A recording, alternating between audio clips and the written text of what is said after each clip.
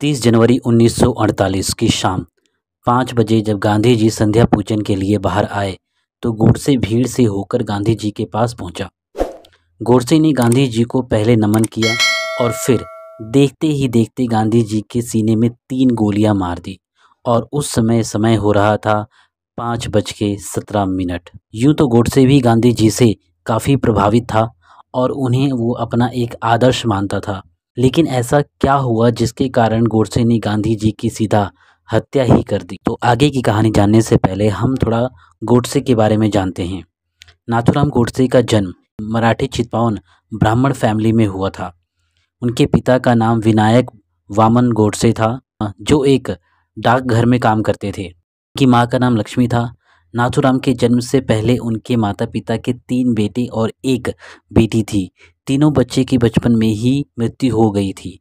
पुरुष बच्चों को अभिशाप के डर से नाथूराम को बचपन से ही एक लड़की की तरह पाला गया और एक छोटे भाई होने के बाद ही लड़के के रूप में देखा गया। गोडसे अपने हाई स्कूल से बाहर होने के बाद हिंदू राष्ट्रीयवादी संगठनों जैसे आरएसएस और हिंदू महासभा के साथ जुड़ गए और 1932 आते आते गोडसे एक कार्यकर्ता के रूप में आरएसएस में शामिल हो गए।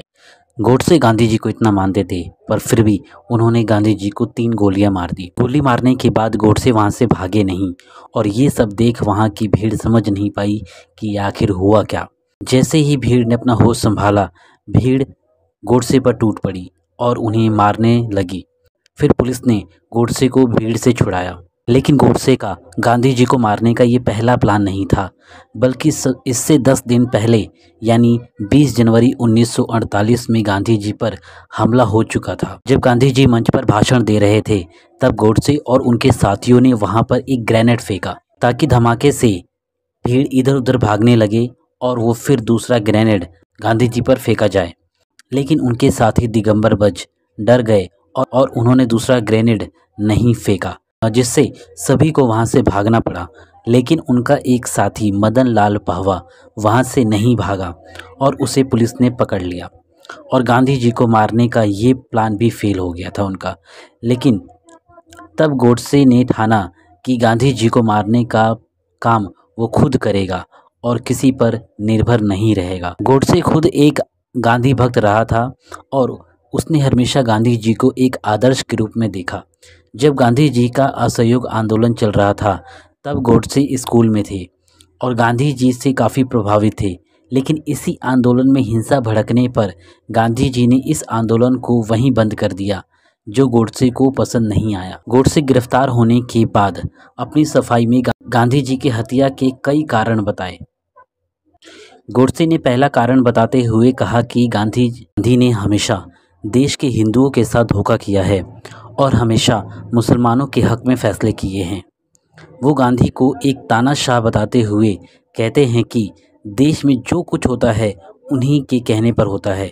उनकी मर्ज़ी से जब चाहे कोई आंदोलन शुरू हो जाता है और जब चाहे वो आंदोलन को बंद कर देते हैं। इसके अलावा गोडसे गांधी पर देश के बंटवारे का भी आरोप लगाते हैं। गोडसे का कहना था कि गांधी बिना किसी विरोध के जिन्ना की मांगों के आगे झुक गए और देश रातों रात 2 हिस्सों में बंट गया। गांधी के अनशन पर गोडसे कहते हैं कि ये सिर्फ हिंदुओं से अपनी बात मनवाने का एक हथकंडा था। अगर वो मुस्लिम लीग के सामने अपनी बात मनवाने के लिए अनशन करेंगे तो मुस्लिम लीग साफ साफ मना कर देगी और गांधी के मरने पर उन्हें कोई फ़र्क भी नहीं पड़ेगा। इसके साथ ही गोडसे कहते हैं कि अगर गांधी राष्ट्रपिता हैं तो वो अपनी जिम्मेदारियां निभाने में असफल रहे हैं। उन्हें तो पाकिस्तान का पिता होना चाहिए।